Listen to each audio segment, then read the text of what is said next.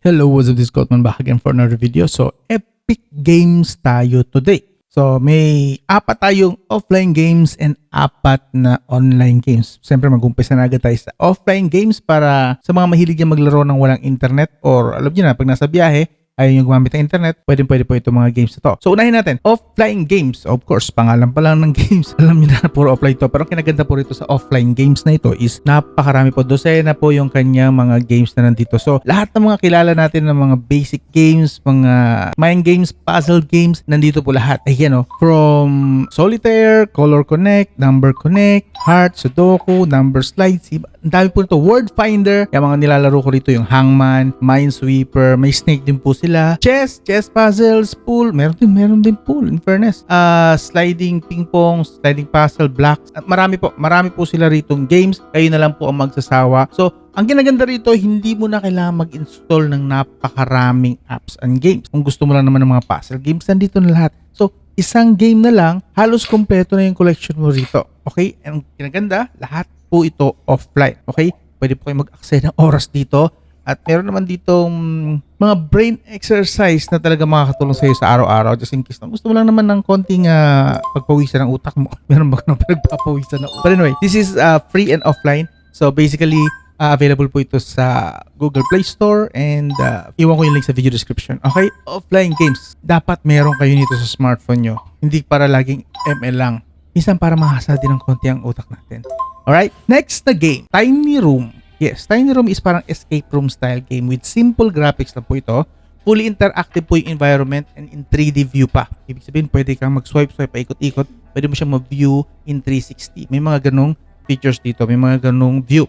Okay? So this is an offline game then. Again, offline, which takes you to a mysterious scenario where everyone in town is missing. Lalo-lalo yung tatay mo nawawala. So para malaman or para matuklasan mo kung anong nangyari, ano nga ba misteryo ang nangyari nito, malalagay ka sa mga sitwasyon, mga bahay, mga room na kailangan mong alamin kung paano masolve ang misteryo na ito. Nasaan na nga ba ang mga tao at nasaan ang tatay mo? Okay? Find the answers at every corner and clues at every part of a house to solve this mystery. Ang kinaganda rito, expect nyo the unexpected plot twist sa dulo. Yes, available po ito sa Google Play Store. Again, free and offline po ito. No need ng internet. Okay, next is Boxes Lost Fragments. Puzzle game din po ito with a twist of escape room feel. Parang escape room din kagaya sa Tiny Room pero mas matindi ang graphics po rito. Mas buhay na buhay at medyo slightly parang realistic na rin. It has great graphics talaga and decent controls in fairness. If you like puzzles with character, Boxes Lost Fragment is a good choice to spend some time. Again, another offline game. Unfortunately, free lang po ito hanggang chapter 2. Pero don't worry, hindi rin naman madali makarating ng chapter 2 kung hindi pa makalis sa chapter 1. But anyway, if in case na natapos nyo agad yung chapter 2, going to chapter 3, yun, may bayad na po siya worth 379 pesos para malaro nyo yung chapter 3, 4, and 5. Available din po ito sa Google Play Store. Iwan ko yung link sa video description. Next na offline game is Golf Orbit. Ito, simple lang tong 2D animated golf game. Bali, offline din po ito and free to download. Just around 250 MB installed file size. Laro lang kayo ng simpleng golf game lang where you adjust and time the power of your swing. Reach the green fringe area to get a chance on a birdie or a goal. Basically, simpleng game lang po ito. Kung ayaw nyo masyado mag-isip, ayaw nyo masyadong nag-uubos ng oras, ito po yung game na yun. Pwede na to kung hilig lang naman kayo sa golf. Again, this is Golf Orbit.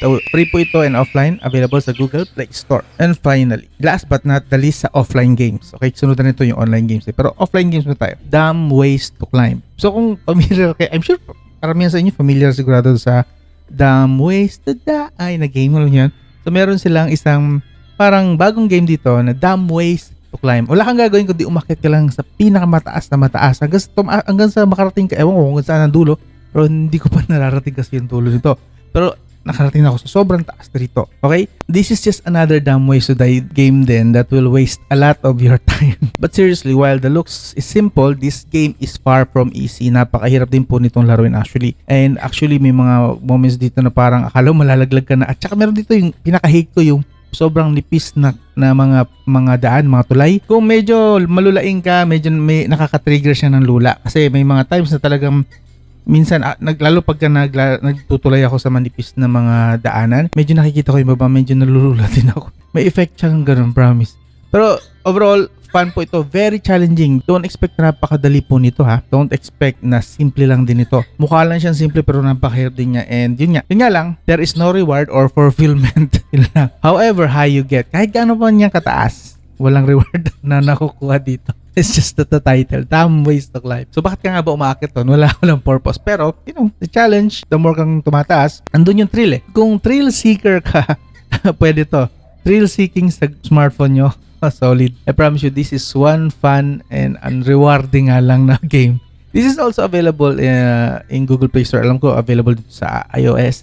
So yeah, this is an offline and free. Free po ito, don't worry. Okay? Now, going tayo sa online games naman. Dark War, a strategy type zombie apocalypse team mobile game. Dito maganda, strategy type kahit na zombie apocalypse ito. Strategy kasi magbibuild ka po rito ng village and assign jobs to people that joins your group. So, i-start kayo, mga 5 lang yata kayo dito na tao. Then, unti-unti, may mga survivors na nakakarating sa village nyo, sasali sa grupo nyo, and then bibigyan mo sila ng assignment kung ano mga pwede nilang gawin para makatulong mapanatiling safe at nagpa-function yung village as a normal village. Yun nga lang, expect na may mga minsan nakakapasok ng mga zombies. So, be sure na upgrade nyo ng mabilis ang inyong mga buildings and all, okay? So, yeah. Dark War is around 700 to 900 MB kapag na-install. Again, this is online pero free po siya and available sa Play Store and App Store. Okay? Kung gusto niyo lang naman ng kakaibang zombie games, ito po yon. This is a change of pace kasi dito strategy talaga. Okay? Now, lipat naman tayo sa Legend of Survivors. An online 3D roguelike mayhem shooting game. Ito talagang wala. Babaril ka lang dito, mag-upgrade ka, mag-iipon ng maraming gems, and then mag-iipon ng maraming powers, bomba, laser guns, lahat. Pati mga meteorite, meron ka rin dito. Kita nyo naman dyan sa video. So solid po itong laro and actually nakakaubos din to ng oras. Pero nasabi ko sa inyo, talagang parang immortal ka rito kasi hindi ka rin naman mauubusan ng baril at bala. Nakakalibang din siya in a way, pero challenging hindi masyado. Nakakalibang, yes, very much. Nakakalibang naman siya kung i-enjoy mo naman talaga. So again, this is free pero online po siya. Available sa Play Store and iOS. And then finally, last na po ito, Zombie State. Ito, medyo maganda-ganda rin itong part na to. Ito talaga yung natural natin na zombie shooting game dito. Dito babaril ka talaga ng mga kasalubong mo. Pulot ka ng pulot ng mga baril, mga power-ups, pang health. Huwag niyong pong asahan dito na hindi gumaganti ang mga zombie. Lumalaban po ang mga zombie rito. Madalas pa nga nang babato sila ng mga poison, yung mga green goo, something like that. Even fire.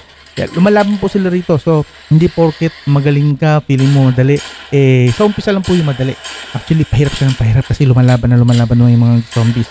Pinakamaganda rito magagawa mo is barilin mo po sila sa headshot. Boom! Headshot talaga. Para ma-minimize mo yung time para patayin yung isa. Kasi minsan sabay-sabay silang darating. So kung hindi mo sila i-headshot, puro body shots, minsan 2-3 shots bago mamatay. So maganda kung headshot, bagsak agad yung zombie. Okay? Decent naman yung graphics niya. As you can see, up to 1GB nga actually yung kanyang installed file. So it's not really bad overall. Tsaka free naman ito and available sa Google Play Store. So try nyo lang din laruin. So yun lang. Yun lang po yung ating mga epic games para ngayong August. I hope may napili kayo. Kung may napili man kayo, I hope consider nyo na mag-subscribe, like, and share. And maybe share nyo na rin sa mga tropa nyo, sa family nyo. Pwede rin actually dito, yung mga ibang games dito, pwede rin naman pang kids. Kung may napili kayo, ano naman kaya napili nyo? And if ever man na may mga gusto kayong i-recommend na mga games, comment section lang, gamitin nyo lang, sabihin nyo lang, titignan ko kung maganda, and let's see kung mag-enjoy tayo dyan, okay? Preferably, gusto ko sanang gumawa ng next video is puro offline lang. Dito kasi 4-5 yata yung offline. And then gusto ko sana next video is puro offline. So recommend naman kayo ng mga offline games yan na hindi pa natin na-feature dito sa Epic Games natin. Okay? So hanggang doon lang. This is Scott Man. I'll talk to you again soon.